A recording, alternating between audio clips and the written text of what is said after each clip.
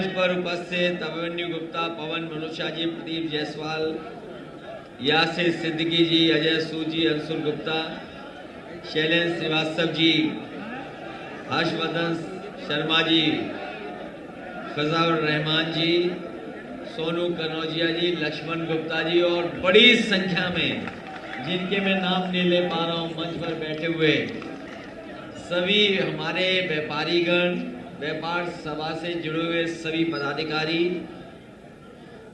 इस कार्यक्रम में उपस्थित बड़ी संख्या में हमारे सभी व्यापारी साथियों, नौजवान साथी, पत्रकार बंधुओं, मैं सबसे पहले संजय गर्ग जी और उनके संगठन के सभी लोगों का बहुत बहुत धन्यवाद और आभार प्रकट करना चाहता हूं। साथ ही साथ जितने हमारे व्यापारी साथी यहाँ आए हुए हैं, जितने भी व्यापारी साथी हमें दिखाई दे रहे हैं, मैं सभी लोगों का बहुत बहुत स्वागत करता हूं और बहुत बहुत बधाई देता हूं। मुझे खुशी है इस बात की कि बहुत ही शानदार कार्यक्रम हुआ है आपका। अभी तक ऐसा व्यापार सभा का कार्यक्रम कभी समाजवादी पार्टी का नहीं हुआ जितना ये कार्यक्रम हो रहा है। आवाज ही नहीं आ रही, तुम लोग मालूम नहीं क्या देख रहे हो। और चुनाव से पहले हो रहा है, चुनाव से पहले जब हम आप सब लोग चुनाव में जाने वाले हैं और चुनाव से पहले अगर इतना शानदार व्यापारी साथी मिलकर के एक कार्यक्रम का आयोजन करें, क्योंकि यहाँ जितने व्यापारी साथी उपस्थित हैं ये बाजार में रहते हैं, अपना कारोबार करते हैं,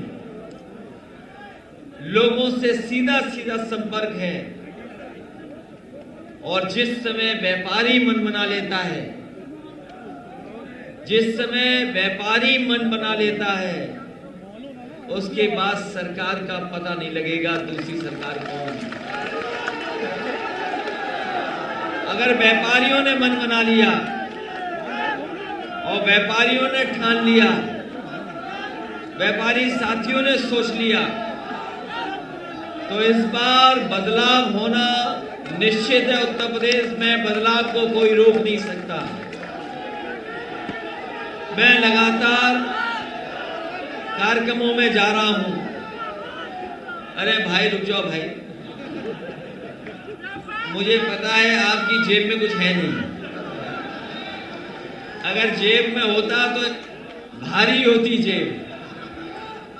इनकी जेब में कुछ नहीं है, इसीलिए आवाज हो रही है इनकी। हो सकता सिक्के हों, रुपए नहीं है। उत्तर प्रदेश में लगातार मुझे जगह जगह जाने का मौका मिला है और जो माहौल दिखाई दे रहा है वो बदलाव का है।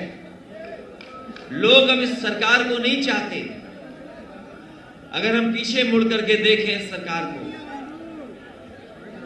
इस सरकार के कामकाज को अगर हम पीछे मुड़ करके देखें, इतना दुख, तकलीफ, परेशानी किसी सरकार ने नहीं दी होगी जितनी भारतीय जनता पार्टी की सरकार ने दुख और तकलीफ और परेशानी दी है। न केवल व्यापारी संकट में है आज, न केवल व्यापारी संकट में है आज, हमारे किसान भाई, नौजवानों के सामने भी संकट है। सोचो सरकार कैसी है। कहते हैं कि सरकार बहुत मेहनत करती है। आपने सुना होगा कि योगी जी के बारे में कहा जाता है कि 24 घंटे में हो सकता है वो 24 घंटे काम करते हो। आपने सुना कि नहीं सुना? पढ़ा होगा कि योगी जी 24 घंटे में हो सकता 24 घंटे काम करते हो। हमें कोई शक नहीं इस बात पर, हमें कोई शक नहीं है। हम ईमानदारी से मानते हैं कि वो 24 घंटे काम करते होंगे। और अगर 24 घंटे काम करते हैं तभी तो इतनी बेरोजगारी है, तभी तो हमारे किसान वहां आंदोलन धरने पे बैठे हैं। और ये जितने व्यापारी साथी हैं वो जानते होंगे अब उनकी आमदनी बढ़ी नहीं है सरकार में। बताओ आपकी आधी कमाई हो गई कि नहीं हो गई? कमाई आधी है आपकी, कमाई आधी है कि नहीं? मुनाफा आधा है कि नहीं? और अगर हिसाब किताब लगाओ दोगुनी महंगाई हो गई है कि नहीं हो गई? जब कमाई आधी हो जाए, आधी कमाई रह जाए और महंगाई दोगुनी हो जाए तो बताओ किस परिवार के भीतर खुशहाली आएगी? कहां खुशहाली आएगी? अगर कमाई आधी हो जाए और महंगाई दोगुनी तो कहां से आपके घर परिवार में खुशहाली आएगी? ये सबसे बड़ा सवाल है। और जिस समय दुनिया में आप जानकारी कर लें, केवल भारत देश है जिसकी मदद व्यापारी की नहीं की गई। जिस समय ये बीमारी आई, कोई दुनिया का देश नहीं है जिसने अपने व्यापारियों की और जनता की मदद न की हो। ये ऐसी सरकार है जिसने किसी दुकानदार व्यापारी की मदद नहीं की। पहले तो नोटबंदी लाए, आप सब व्यापारी हैं, सब कारोबार करते हैं। नोटबंदी लाए उस समय इन्होंने भरोसा दिलाया कि नोटबंदी आने के बाद काला धन वापस आ जाएगा, और न केवल काला धन वापस आ जाएगा, भ्रष्टाचार भी खत्म हो जाएगा। बताओ व्यापारी भाइयों, आपको तो सामना करना पड़ रहा होगा, क्या भ्रष्टाचार खत्म हो गया? और न जाने कितने व्यापारियों ने आत्महत्या कर ली। पूरे प्रदेश में आप जानकारी करें, न जाने कितने बड़े पैमाने पे व्यापारियों ने आत्महत्या कर ली। उनका कारोबार ठप हो गया, उनका जो मुनाफा था वो ठप हो गया। ऐसी स्थिति में पहुंचा दिया जहां वो कारोबार नहीं कर पाया। पहले तो नोटबंदी, फिर ये बीमारी आ गई, व्यापार पूरी तरीके से चौपट हो गया, व्यापारी ने आत्महत्या कर दी। जिस देश का किसान को अगर पैदावार की कीमत नहीं मिलेगी और जिस देश का व्यापार खत्म हो जाएगा, सोचो देश कहां जाएगा? ये कहीं ना कहीं तालमेल है खेती से, किसान से, व्यापारी से। अर्थव्यवस्था वही चलती है, अर्थव्यवस्था वही मजबूत बनती है जहां पर किसान मेहनत करे, उसको लाभकारी मूल्य मिले और उसके बाद व्यापार अपने आप चलने लगता, उसको कोई रोक नहीं सकता व्यापार को। जो सबसे बड़ी कड़ी है किसान और व्यापारी, उस दोनों कड़ी को अगर किसी ने तोड़ा तो ये भारतीय जनता पार्टी ने। कहने को तो व्यापारियों की पार्टी है, जैसा कि भाषण में मैंने संजय गर्ग जी से सुना कि वो कहते हैं कि वो व्यापारियों की पार्टी है। अब तो व्यापारी समझ गए होंगे किसकी पार्टी है। वो आवाज कहीं से आ रही थी, जो आवाज आ रही थी, ये व्यापारियों की पार्टी नहीं है। ये जाने किसकी पार्टी है? आपकी पार्टी नहीं है व्यापारी साथियों, आपकी पार्टी नहीं है। और व्यापारियों की पार्टी अगर होती तो व्यापार खत्म करती क्या ये पार्टी? आज कारोबार नहीं चल पाता किसी का, और जो लॉकडाउन में एक बार बंद हुआ दोबारा शुरू नहीं कर पाया अपना कारोबार, चाहे वो स्मॉल स्केल इंडस्ट्री हो, चाहे और इंडस्ट्री हो, जो एक बार बंद हो गई वो नहीं चल पाई दोबारा। जिनका कारोबार डूब गया दोबारा नहीं चला पाए, और कह रहे थे कि नोटबंदी से बाजार में पैसा आ जाएगा, काला धन वापस आ जाएगा, भ्रष्टाचार खत्म हो जाएगा। उस समय भी मैंने कहा और आज भी मैं कहता हूं कि रुपया हमारा काला सफेद नहीं होता, काला सफेद रुपया नहीं होता। अगर कोई चीज काली सफेद होती है तो हमारा आपका लेन देन काला सफेद होता है।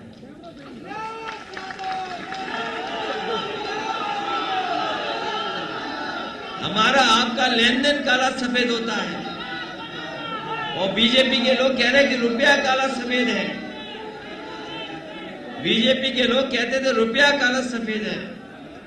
हम लोगों ने उस समय भी समझाया और आज भी कह रहा हूं मैं कि रुपया हमारा काला सफेद है, नहीं है।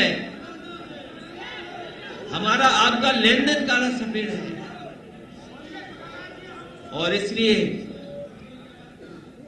जिस तरह के फैसले लिए गए सरकार में, इस देश का कारोबार खत्म करने के लिए फैसले लिए गए। हर चीज बेची जा रही है। कुछ लोगों के हाथ में सब कुछ आ जाएगा। कुछ दिनों में कुछ चीजें कुछ लोगों के हाथ में चली जाएंगी। आज जो बड़े बड़े व्यापारी हैं, जो आपके व्यापार पे कब्जा करना चाहते हैं, ये तो सब मोबाइल वाले लोग हैं। अमेज़न भी देख लेते होंगे, उसमें क्या क्या सामान मिलता है, क्या खरीद सकते हो। बताओ, अमेज़न खोलो, उसमें कंडे मिल रहे हैं कि नहीं मिल रहे हैं, देखो आप। अमेज़न जैसी कंपनी जिसका मालिक दुनिया का सबसे पैसे वाला आदमी है कि नहीं है दुनिया का सबसे पैसे वाला। और मैं ये दावे के साथ कह सकता हूं, संजय गर्ग जी और जितने पदाधिकारी हैं, यहां कोई कंडे वाला व्यापारी नहीं आया होगा, कंडा बेचने वाला कोई व्यापारी नहीं आया होगा। लेकिन दुनिया की सबसे बड़ी कंपनी जो है, सोचो वो कंडे बेच रही, वो भी ऑनलाइन कंडे। तो सोचो व्यापार और कारोबार किसके हाथ में जा रहा है। ये एयरपोर्ट जो सरकारी संपत्ति थी, ये एयरपोर्ट, अरे तुम तो हवाई जहाज में नहीं बैठे, तुम्हें कैसे पता।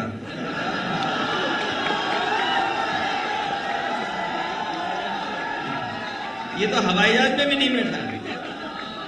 और कुछ दिन बीजेपी वाली सरकार रही, अभी तो डीजल पेट्रोल महंगा हो रहा है।